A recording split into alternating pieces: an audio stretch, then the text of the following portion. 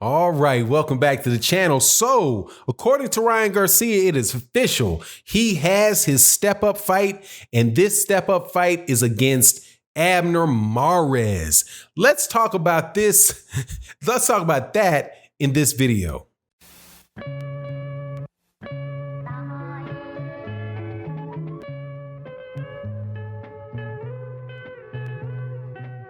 All right, welcome back to the channel. Ryan Garcia gets his first big step up against a little guy named Abner Mares, who he has been going back and forth with for a while now. So, but let me give background on who the fighters are. Abner Mares is, I do believe, a former 126 and he's a former 122 and a former 126 pound fighter, but he was definitely down at 122 because I know that because he ducked Guillermo Rigondeaux, right? When he had an opportunity to fight him. Can't talk about Abner Mares, can't talk about Leo Santa Cruz. I'm not going to talk about Scott Quigg or talk about Carl Frampton without my public service announcement. Shout out to my man Big Dog Willie that they ducked Guillermo Rigondeaux. But Abner Mares is a former champion at 122 pounds, had a couple fights which were really good, entertaining fights at 126 pounds against Leo Santa Cruz. And he's a very good fighter, right? But somebody that is, number one, a lot smaller than Ryan Garcia. And number two, he's a lot older than Ryan Garcia.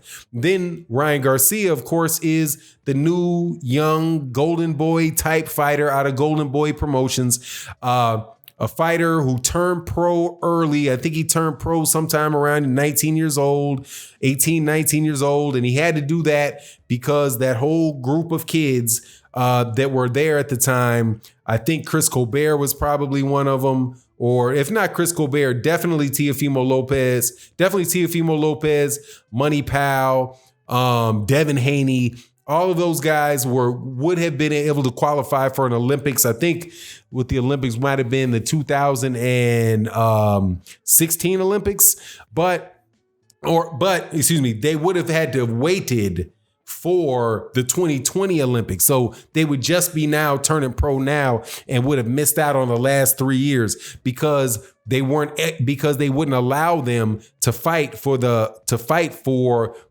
go to the Olympics 4 years ago because of the age restrictions. So all these guys turned pro and now they're all in slightly different areas of development. Ryan Garcia is somebody that has really just now started taking off with two excellent performances in his last fights. One is against Francisco Fonseca, where he knocked him out.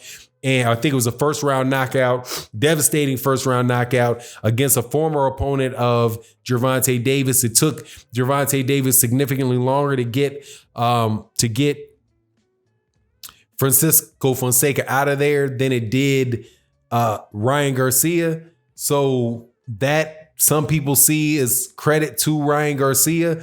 On the other fight that he had, which I think was probably a more significant fight, was a devastating stoppage of Jason Duno. Now, Jason Duno was somebody and provides an example of where people underestimated Ryan Garcia. They thought that that Ryan Garcia didn't want Jason Duno, but he takes the fight after he works out whatever type of issues he has with Golden Boy or had with Golden Boy, and he winds up knocking him out. So now, hey, he's right there with the other guys that I mentioned. He's right there with the Devin Haneys, or looking close to getting to the level of the Devin Haney, who's the WBC champion, or Teofimo Lopez, who was the IBF champion, right?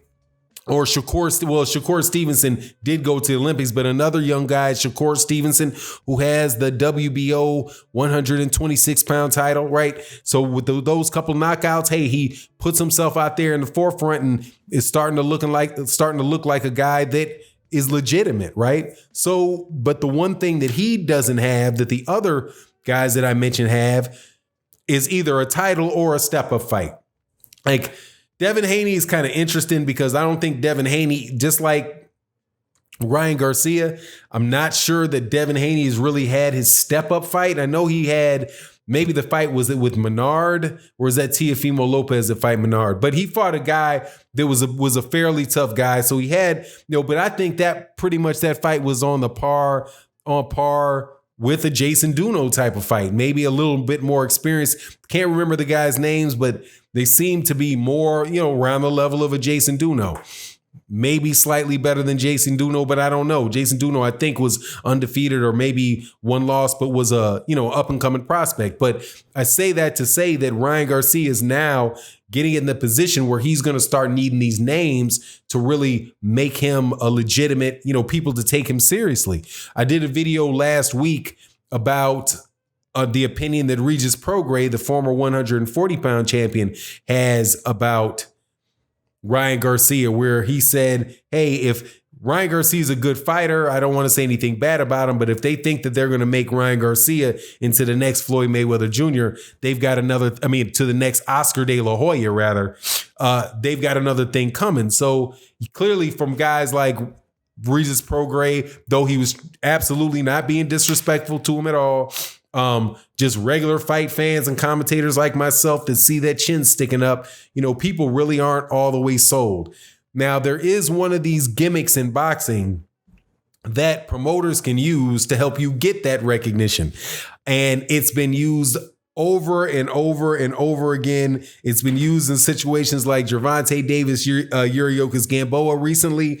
Also, fights like Oscar De La Hoya versus Julio Cesar Chavez Sr., right? You can go on and on with these types of fights, which are the older fighter, like the Yuriorkis Gamboa with the good name, the track record, but he's past it. And the young fighter, Gervonta Davis, they fight, Gervonta Davis knocks him out. Now he's got Yuriorkis Gamboa on his resume. So when you go down BoxRec, you say, who did he fight? You say, oh, he beat Yuriorkis Gamboa. Little do you know that Yuriorkis Gamboa was a little, longer in the tooth, than he would have been, a few years ago, that he's almost 40 years old. But hey, his name's on the resume. So now that's what you're seeing here with Abner Mares and Leo Santa Cruz. Now, interestingly enough, this is the advantage. Let me put it this way. There's advantages to this for Ryan Garcia and disadvantages. And there's advantages for Abner Mares in this fight, for taking the fight. As far as the outcome of the fight, come on, man, we know what that is. But Ryan Garcia gets the benefit. Ryan Garcia gets the benefit of fighting somebody that has an excellent name that he is significantly bigger than. Because like I said, Ryan Garcia is probably 5'9", 5'10", roughly the same size, taller, but roughly the same size as Devin Haney. And Devin Haney is going to wind up fighting it. Devin Haney himself said that he saw himself ending up at 154 pounds. So that tells you the range that he has. Ryan Garcia has the same amount of range. So he's fighting an experienced guy in Abner Mares, a very good boxer, very competent fighter, and an exciting type of fighter in Abner Mares, because Abner Mares will let his hands go. But you have to consider him a prohibitive favorite because of the age and just the massive size advantage. So that's a good thing for Ryan Garcia. Now, I find it funny, though, that Abner Mares, I bet you this time, Abner Mares does not come up with a torn retina. Man, the last time I heard about a fight like this being made for Abner Mares was the Gervonta Tank Davis fight. And it was like looking at a piece of paper that told me that that Abner Mares was about to fight Tank Davis, was like somebody telling me that my neighbor just tied a brick around his cat's neck and stuck him in the middle of a highway. Okay, because he was going to absolutely get ran through, demolished. The fight wasn't going to be close, after his eye did heal and he was ready to get back, he was no longer talking about that fight. So it's good for Abner Mares because Abner Mares gets a shot, like a better shot at beating a young fighter who might be green than he had before. Because as crazy as as big as the odds are against Abner Mares beating Ryan Garcia, it was twice as unlikely, 3 times as unlikely for him to beat Gervonta Davis. That was going to be a massacre. So I'm glad that didn't happen. And I'm sure Abner Mares is hoping that he can get somewhere near the same amount of money that he would have been getting from Tank. Now, that said, Abner Mares very well might still get the Tank treatment out of Ryan Garcia. Because now I'm going to talk about the actual outcome of the fight. He still might get that Tank style whooping, because Ryan Garcia, one of the flaws, I'm going to tell you 2 flaws he does not have. He does not lack punching power, and he does not lack hand speed. That boy has very, very fast hands and can crack. His problems look like they're on the defensive end. So where he's going to be at risk is somebody that actually has enough strength or enough size or enough ability to really start testing him and making him pay for his mistakes. I have a hard time believing that a 5'4", 5'5", outside stretch 5'6" Abner Mares is going to be able to fit that bill. He's going to eat jabs and straight right hands all the way up until that check left hook lands where Ryan Garcia wants it, and then he's out of there. But hey, man, let's make the fight happen soon. Let's make it happen soon. I'm so tired of waiting for boxing to come back. I can't wait to come back. And definitely check out Shakur Stevenson tomorrow night. Anyway, it is what it is. You let me know what you think in the comment section. And with that, I'm out. Peace.